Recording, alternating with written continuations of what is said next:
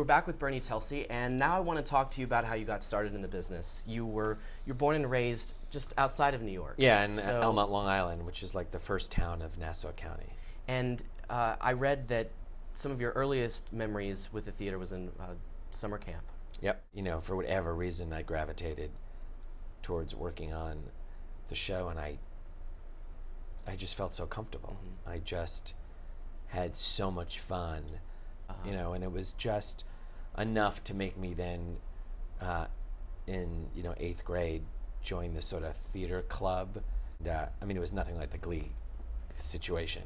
Darn. It was, it was nothing that glamorous.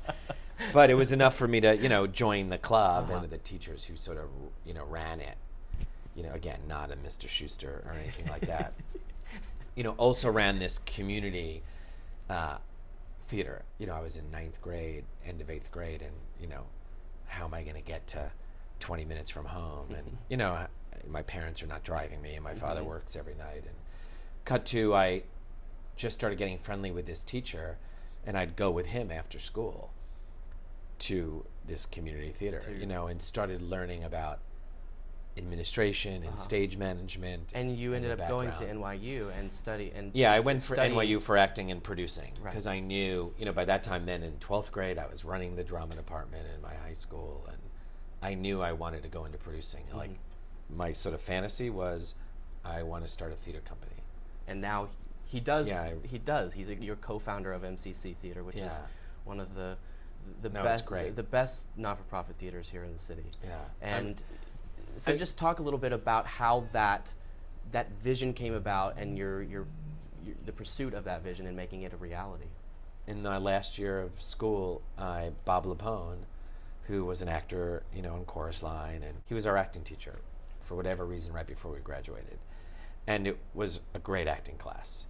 And, make a long story short, right when we were sort of about to graduate, a bunch of us decided, well, now we're 21 and we're going to be lost in New York. Let's just hire Bobby to be our acting teacher on the side while we're all sort of starting our things. And we did.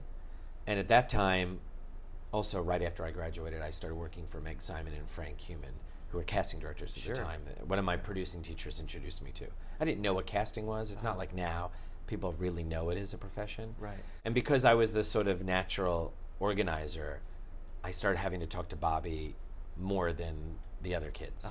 And we just started hitting it off. And then gradually you as a leader from the start. Right. And then we just gradually, Bobby would have a friend who had a play and we'd read it. And then it sort of fit together, and it was a little bit like, hey, Bob, let's start a theater. Then all of a sudden it was 1985, and oh my God, we're starting a not-for-profit status, and we're going to produce our first show. And I'm 4 years into working as an assistant for Meg and Fran. So, well, it was right around that point that you had stopped acting, was it? Because, because you, a little known fact, you were... I slept with Meg Ryan, no. On screen only. No, you understudied Matthew Broderick in Brighton Beach Memoirs. I did. I got my equity card thanks to, Meg Simon was the casting director of it and Frank Human, and they brought me in. And I got an agent who was doing the thing, but I didn't like it. Why? What was it that just didn't click? Because at that point, it was right at that moment, and I say this to young kids all the time, I was actually doing a little of each.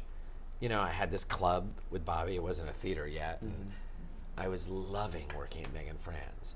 And I didn't feel like the acting was rewarding. I mean, even if I was getting jobs, it wasn't emotionally rewarding me, and it wasn't feeding me. And quickly, because I was at Meg's office and I started seeing plays every night and theater every night and really seeing professional actors, I knew down deep, oh, I can't do that as good as she can. And so through the years, as producer of MCC and as casting director, how do you juggle both, and how do they inform each other? How do you wear two hats? Yeah, I never think of it as wearing two hats, but I really do think they inform. Just like as an actor, you need to read the New York Times, or you need to be intelligent about what's going on in the world.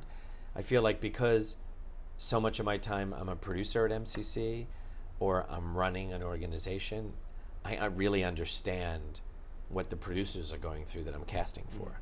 Yes, it's tricky juggling I can because, you know, it just means my days are longer and my nights are longer, but you know, I do love it. So Do you see a show about every night in the height of the season? yeah. Yeah. When does Bernie Telsey have a life Yeah, and yeah. sleep? Weekends. No, Okay. no. You know, because I have kids and 2 kids and a beautiful wife. Right. And, you know. So, you know, if she was sitting here, she would say, I'm not so good at the juggling. but, you know, I think I am. We'll be right back with All Bernie right. Telsey. Stay tuned.